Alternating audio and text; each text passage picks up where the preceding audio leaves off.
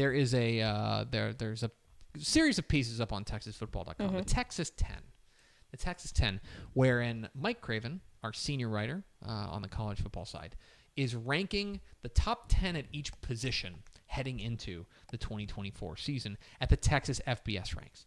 And so he's going through a variety of different ones. I believe today it's defensive ends or edge rushers. They're kind of moving away from that. Like it's edge rushers because you can be like a stand-up linebacker or you can be a defensive end, whatever the case may be. Talking through a variety of different positions and which players entering 2024 are, in his opinion, the best. But we all know that there's one position that everybody wants to talk about, and that is the quarterback. Offensive guard. Oh, okay. Never mind. Or that. Deep snapper. We could, yes. Have I told you my idea? I'm just going to give away my content idea here on the show. Okay. My idea is to get in the NIL space and for what would probably be a relatively low sum of money, get sponsorship deals with every deep snapper in the state. I think I've heard that. I like that idea. And just have them like tweet about us and be like, "Hey, listen to Texas football today." Because they don't get any love, you know. Exactly. We could give them some love. Yeah, fun. Or like the punters. Yeah, I like that. Anyway, all that is to say, let's talk about quarterbacks. Woo. That's what everybody wants to talk about. And what's interesting about this group of quarterbacks entering the 2024 season is you have this mix of like known commodities, right?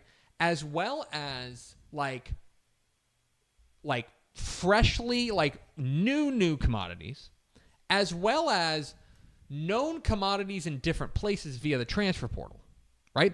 That is what I think is particularly interesting, is that there's this mix of players who are going to have a huge impact on the way that Texas college football looks in 2024. So we'll count down the top 10. According to Mike Craven on TexasFootball.com, his Texas 10, the top 10 quarterbacks entering the 2024 season. At number 10, E.J. Warner at Rice. And perhaps you're thinking, who's E.J. Warner? Who is that? E.J. Warner is going to be the new quarterback at Rice. He is replacing JT Daniels, who finally graduated. Yeah, he was there for. He's been in the game for a long time. It was time. A LinkedIn All-Star. Yes. But E.J. Warner was at Temple last year. He was the quarterback at Temple last year. He's the son of Kurt Warner, so he's got good pedigree there. Yeah, good genes. And by the way, was really good at Temple last year. 3,000-yard passer, 23 touchdowns. He did throw 12 picks, but he checked at number 10 on that list. Yeah. Taken over at the quarterback spot there for Rice. I was going to say it's a good transfer for Rice. I do remember watching a little bit last year because when he I think when he played North Texas, but he was a little turnover prone. But he can sling it. Number 9, Chandler Morris at North Texas. Perhaps you missed this, or you don't remember it. There's a lot of things going on. Chandler Morris transferred from TCU to North Texas. Crazy. And Mike Craven writes this on TexasFootball.com, and I agree with him. There's something to be said about a fresh start. He was a starting quarterback in 2022 and in 2023 at TCU before essentially losing the starting job. Some of it was injury, some of them was ineffectiveness, but losing the starting job. First to Max Duggan in 2022, that worked out pretty well for the Horned Frogs. And then in 2023 to Josh Hoover. Yep. Going to the American Athletic Conference, I think, is going to be strong. I think it'll give him an opportunity with Eric Morris, a guy who's known for getting the most out of quarterbacks. I think that this will be a mutually beneficial partnership between Chandler Morris and Eric Morris. It's funny. Chandler Morris, Eric Morris, Chandler Rogers was a quarterback last year. It's a lot of different. A lot of Chandlers and Morrises. No, I think this is a really good pickup for North Texas because, I mean, you got to remember, like, he started for TCU 2 years ago and for a Big 12 team. And I think, you know, Big 12 obviously is very strong, right? Very, very strong conference. They're all kind of neck and neck there. Conference. Right. Looking at the American, not quite as strong, especially with the exit of SMU going to the Pac-12. The ACC. Pac-12 doesn't ACC, excuse me. Yes, Pac-12 does not exist anymore. That's why they're the Power 4. But I think that this is a really good pickup for North Texas because the competition is not as strong in the AAC, and then the exit of SMU. I would agree. Number 8, Donovan Smith at Houston. Donovan Smith in his first year as a starter there at Houston. Obviously, the season didn't go the way they had hoped. They ended up firing Dana Holgorsen. But I think Donovan Smith was pretty strong. 2,800-yard passer, 22 touchdowns. How well does he mesh in the new offense with Willie Fritz at the helm? And how does he deal with not having his number one target, Matthew Golden, who transferred to Texas? That will be interesting to watch. Number 7, Josh Hoover, the aforementioned Josh Hoover, who took over for Chandler Morris and kind of just ran with it. His first game, remember, was fantastic. He threw for more than 300 yards in each of TCU's final 4 games. He did throw 9 interceptions, which is a little problematic, but I would say that for Josh Hoover, another year in the system and just knowing that he's the guy entering 2024, I think will do some wonders. Just working with the ones over the course of an offseason. Yeah, he just need more reps, I think. Absolutely. So yeah. Number 6, Baron Morton at Texas Tech. This is a if available type situation with Baron Morton because he has been hurt a lot, right? Yeah. But he is going to be he's been hurt. He hasn't been the starter because Tyler Shuck has been there. But with Tyler Shuck gone, he's the guy. Mm-hmm. And much like I think Josh Hoover, just the idea of knowing that you're the guy entering the season, I think will be good the entire offseason. Furthermore, when he's been in and when he's been healthy, he's been good. He's been very good. Yeah. He's been very good. There's reason to be excited about the Eastland product there at Texas Tech. And by the way, I do think the offensive line is going to be better. Mm-hmm. And I think those types of things can help Baron Morton improve. Number 5, Jordan McLeod at Texas State.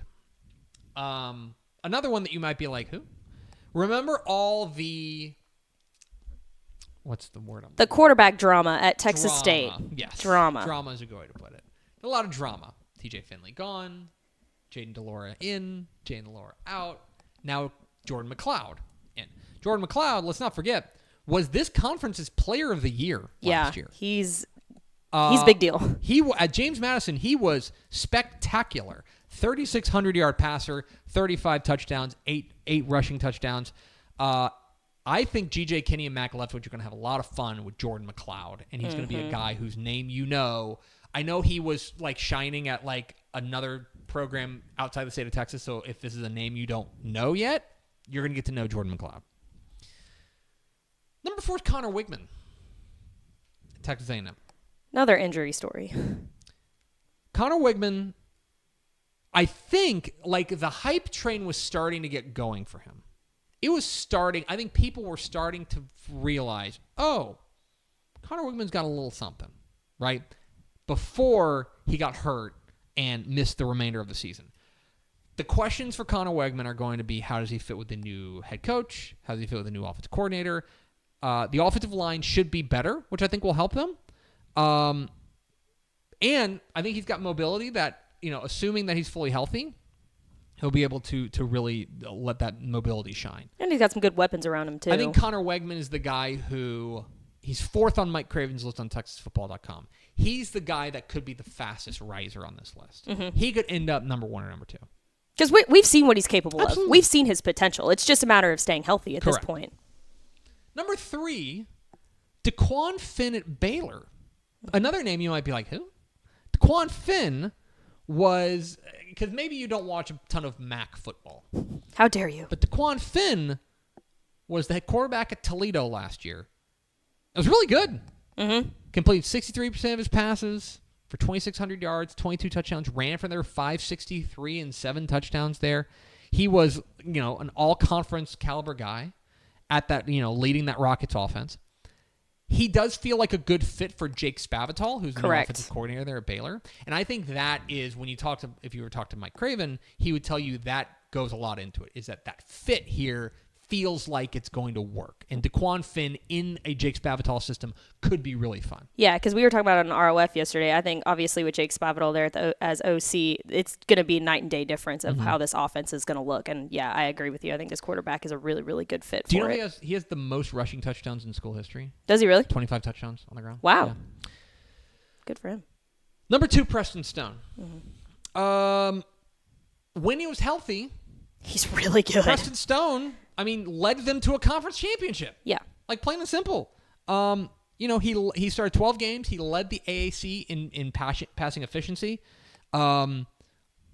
he was, injured in the win over Tulane, but this is the guy who, if he takes that next step, like if the trajectory for him stays on target, right, then you can absolutely see why SMU fans were super excited about Preston Stone. Yes. And why they were why he was a big get for them and why it was important for them to hang on to him whenever Rhett Lashley took over. Right. That Preston Stone has been the one who was promised for a long time.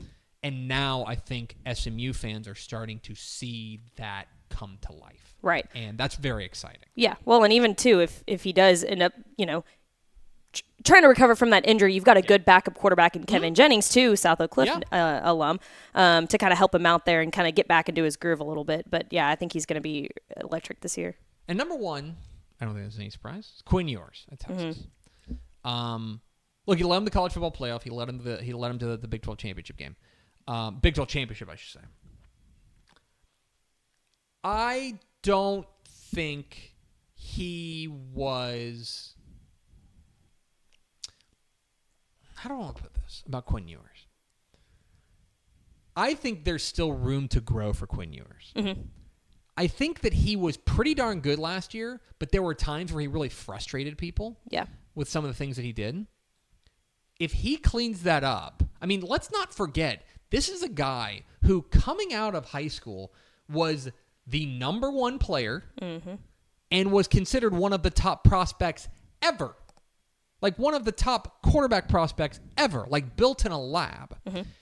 Or went his senior year to start this early. He is a guy who I think there is another step for him. And if he makes that step, you're talking like Heisman. Yeah. You know what I mean? Because last year he was good. Good enough, to, obviously, to lead them to a conference championship. Good enough to lead them to the college football playoff.